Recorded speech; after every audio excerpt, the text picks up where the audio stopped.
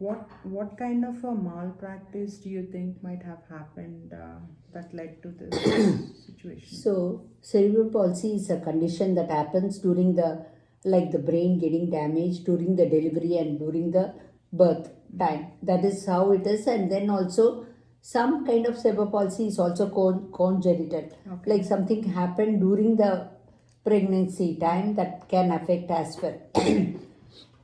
Since I knew that it is not that, in the sense like all I have like records and everything, right? And so I started probing into the medical records. I don't know anything, and my uncle said this, and I started like looking into the internet. That's the time that internet was getting into vogue. Okay. Like Yahoo and all those things. And then I found that there's something called Why My Child. Okay. Excuse me, Why My Child.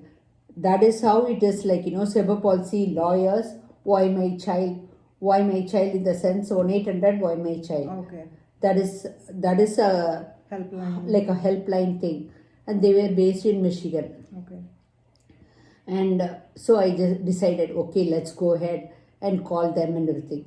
So what they did was they briefly asked me where you are and everything, and they said that we will connect you with since you are in California and Bay Area, we'll connect you with somebody who is closer to you.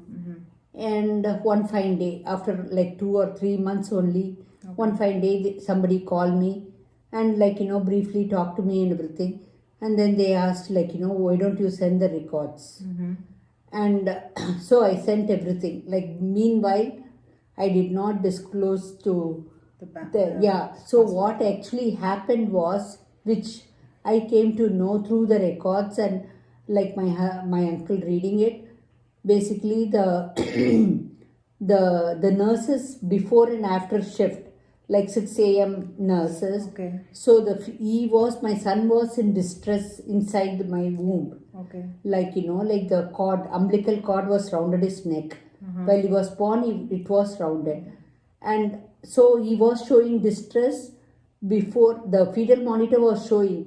It was not like noted, even though it was observed, it was not noted properly. Okay. The same thing, the neglected, the after 6 a.m. nurse also neglected watching it. Oh, okay. Wow. So he was suffering for almost 5.5 hours in the womb, very tight, and that's how the oxygen didn't go to the brain. Okay. So that is a very typical case of cerebral palsy. That is what it happens. Most cases of CP happens like that. So in some cases, they don't even notice that, that this is happening. Okay. Right? It's unfortunate. There are many kids, they come to know at the age of 2 months or 3 months, but that they could not go back and track the records. It has been very unfortunate. So the baby will be normal for the first 2 months, and then No. They start noticing that there is a difference. The child is not head is not controlled. The first 3 months, head is you have to really take care of it. Yeah. At the age of 3 months, you start seeing that the neck gets tightened and the muscles start working and everything, right? And that is the first point. That 3 months, if you notice that one, that's something very important. That has to be taking care of child, not just taking to the doctor, right? Yeah, as a parent.